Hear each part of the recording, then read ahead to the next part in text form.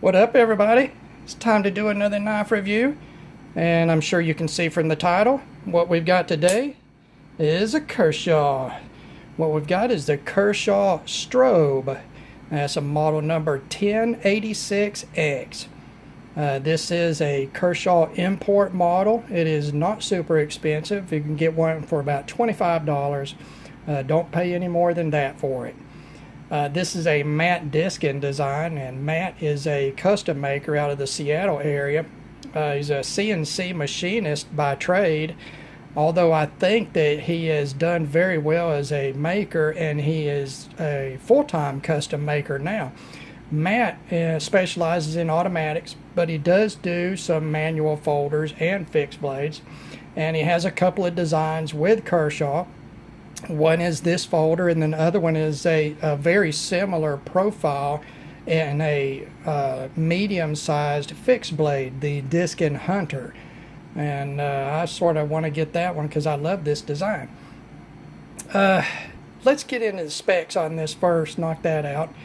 It's a smaller knife, medium small. It's a 3 1/4 inch or 8 centimeter blade length. The blade stock thickness, I got 116 thousandths of an inch or 2.96 millimeters. The blade width from the edge to the spine, 1.04 inches or 26.5 millimeters. The handle length is 4.3 inches or 11 centimeters. The handle thickness, 597 thousandths of an inch or 15.7 millimeters. The handle width, at the pivot, the widest part is 1.05 inches or 26.82 inches, or I'm sorry, 26.82 millimeters. The closed width at the widest is 1.18 inches or 30.2 millimeters. The overall length, about 7.5 inches or 19 centimeters. The weight, 4.27 ounces or 121 grams. Before we go any further, for those of you that are very weight sensitive, this is a full stainless frame lock, and at 3 1/4 inch blade length, 4.27 ounces may be a little too heavy for you if you're very sensitive to that. To me, it feels slightly heavier than it should in the hand. Now, is it like a brick in your pocket? Well, of course not. We're talking about 4.27 ounces. But there are those out there that do not want that much weight for that much blade length. So keep that in mind on this. All right, material-wise, as common across almost all of Kershaw's Chinese imports, the blade steel is HCR 13 MOV, which is a Chinese stainless. It's a medium-high carbon stainless. I find it to be slightly inferior to well done AUS 8. It is not as good as 440C when it is properly heat treated, but it's not junk steel. It's hardenable enough that you can do a fine edge profile on it. It will hold an edge decently, but it's not going to stay sharp forever, and you will really notice that on fibrous material like cardboard. I find HCR 13 MOV to not get along with cardboard that well. It'll dull it pretty quickly. But I'm not going to say it's a junk steel because it's not. All right, on to the handle material. It is a full stainless frame lock. They are full thickness stainless. The frame is full thickness stainless scales. The show side does have some weight relief machining.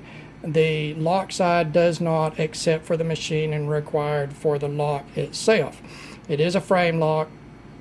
It does have FRN overlay handle scales. They are rounded radiused handle scales, and you can see they have the K texture a lot like the Kershaw Shuffle does. Many people do not like that K texture. It's a little cheesy, yes, but on a $25 knife, I don't mind. Now, if somebody tried to sell me a $200 knife with this on it, I would probably pass. But For this price point, it's not too bad. The blade and the stainless frame are stone washed. The stone wash is pronounced. It's attractive. It will probably hide scratches fairly well. It's even all over. It's well done. So, not super high-tech materials.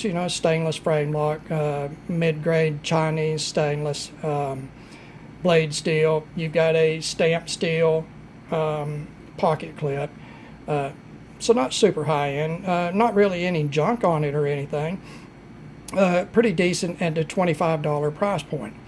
All right. This blade style, I don't know if you would call this a drop point or a clip point. It's fairly stylized. The edge geometry, you have a short section of flat and then almost immediately go into belly all the way up to the tip. As you can see, it is overall a radius design. The tip of the blade is in line basically with the top side of the handle.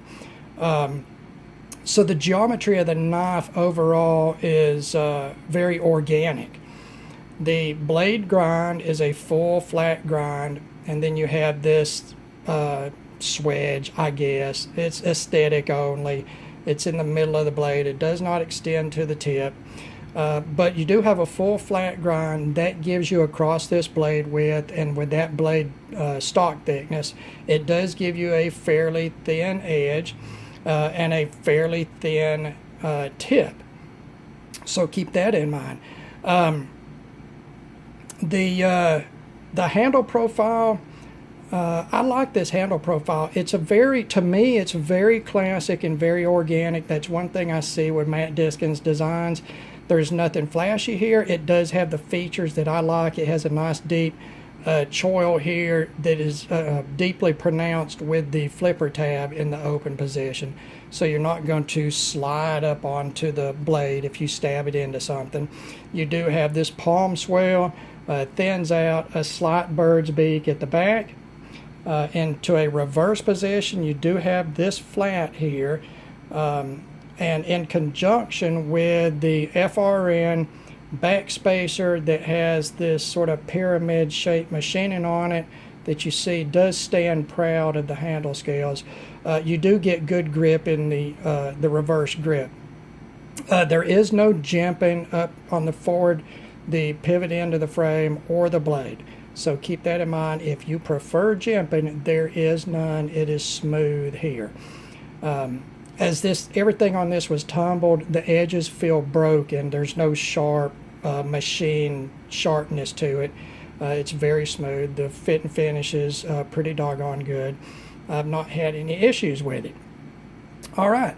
Now, one of the big selling features of this knife, especially at $25 or less, is this features the Kershaw KVT bearing pivot system, the Kershaw Velocity Technology, or whatever it stands for. It is a caged bearing pivot. It's single row bearings, steel bearings set in what looks like it'd be a bronze cage. And I was pretty excited about that feature of this knife. The first thing that attracted me to this knife was Matt's design language. The second thing was the inclusion of that KVT bearing system at this price point. And we will talk about that more in just a little bit. But let's continue on. As I say, it's a frame lock. My example, the lockup's about 40%. There's no lock stick. There's no radial or lateral play. The action on it as far as opening it is very crisp. It has a very, very good detent. I'm very happy with that. No issue there as far as satisfaction in opening this thing, it being a flipper. Now, that said, let's talk about that bearing pivot. Now, we're all familiar with the KVT system. We see it widely featured on the zero tolerance line, and most of those knives are around the $200 and up price point. They have a reputation for being very smooth. Every one that I've owned was very smooth. and basically free fall closing. Very satisfying to handle and to play with. That does not apply to this knife, at least in my sample. Now, I've not handled a lot of this model. I've handled a few, and they all felt the same way. This knife is not free fall smooth and cannot be made free fall smooth. Okay? Now, it's smooth, but for some reason, something in the lock geometry, the diameter of the bearing races and bearing contact points, the tension of the lock bar, which is admittingly pretty stiff. It's a, I said a full thickness scale there as far as the stainless scale goes. This knife will not free fall drop. The action opening is great, but you have to push it closed. Now, you can shake it closed, but, who wants to stand around shaking their knife? I don't want to stand around shaking it. But I was pretty disappointed in that until I thought, hey, it's a $25 knife, and just to get that price point with the KVT system it was pretty neat, and the opening action is fantastic. But you will not get this knife to free fall close, at least my sample. I spent about 30 minutes adjusting the pivot on this knife. And I'm going to say this. At the end of that 30 minutes, I was pretty pissed off. Pretty damn pissed off. Because it basically took me that 30 minutes just to get this back to the way it came from the factory. Not improve it, just to get it back to that point. It is a two-sided pivot, which I do not like in a lower cost knife. I do not like it. It complicates the adjustment of that pivot.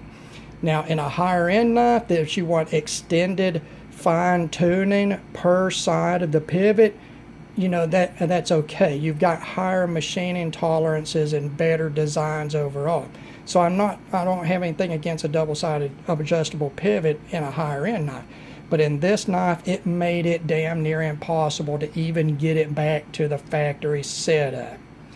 All right, it's very awkward to have to work on a knife like this with a tool on each side and balance the tension per side, because I had a hard time getting the centering back in. I mean, a really hard time. I would have to go back and forth side to side to get the tension equalized per side. And I think one of the reasons was it has a very strong lock tension on it. I mean, very strong. You're not going to have any issues with that lock bar coming over accidentally. In fact, just today adjusting on it, I've already made my thumb sore from pushing that lock bar over. So maybe you can go in there and relieve some of that tension, and it will enable you to fine-tune that pivot a little bit better. But how much time do you want to spend on a $25 knife that you may or may not even get to be better? I don't want to spend a whole lot of time on it. Like I say, it's a lower cost knife. The opening action is fantastic. The lockup is fantastic. No issues at all. So I'm not going to spend a lot of time on it. In fact, I don't know that this knife will stay in my collection. I may use it for a giveaway for my channel, to promote my channel, or I may just gift it to somebody, maybe somebody younger that wants to get into knives and really doesn't have a lot of experience with them. It's a safe knife. It's fairly well made. Not any big issues there. I think overall, I'm not going to recommend this knife. I'm not going to recommend it even at $25 unless you just want the challenge of setting it up. Now, if you got a local retailer and you can go down to the local retailer and put hands on a few different samples and maybe cherry pick, you may be able to get a better sample than I did. Now, I've handled a few of these at my local establishment, but I didn't buy it there. I got it online at a much lower price. So I got what I got. But I'm not, you know what? I'm not going to recommend this knife. I have no issue with the design. I love the design. I really have no issue with the materials, even though the stainless frame lock is heavy. And so there's no problems there. I just think that maybe the $25 price point is a little low to be doing a bearing pivot frame lock for Kershaw. You know, if you have better luck on your sample, God bless you. I mean, really, that's awesome. I wish I would have had better luck on mine. And like I say, I love the design, but I think that at this price point, there are better options out there for as far as the action goes. So, guys, you know, I typically recommend the knives that I review because I don't buy knives that I wouldn't personally have myself. This time is just the luck of the draw, and I didn't win out on this one. While I like the design, I don't care for the action at all. I don't care for that double-sided pivot, and found it impossible to improve the action on, at least in my sample. I'm only going to say in my sample because I'm sure there's better out there, and there may actually be worse, guys. You know how it is with a $25 knife. There's going to be some variation in between samples there. So I hope this review helps people out. I appreciate you guys taking the time to view another one of my reviews. And I'm going to close by saying God bless you all, and we will talk to you the next time.